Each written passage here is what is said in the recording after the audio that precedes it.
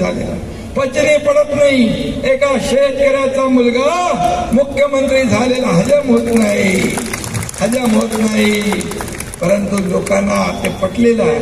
लोकांनी मान्य केले. सर्वसामान्यांचं सरकार आम्ही स्थापन केलंय, ही वस्तुस्थिती आहे. आणि म्हणून एक फक्त काय माणूस कसा रंग बदलतो ते एक शेणवर धरून चला. सगळे म्हणतात ना मोदी म्हणजे कोण आहेत, मोदी म्हणजे काय आहेत ना, मोदी समोर बसलेले आहेत. पण जर का नरेंद्र मोदी एक पर्याय म्हणून बाजूला ठेवा, तुम्ही दुसरा पर्याय देताय.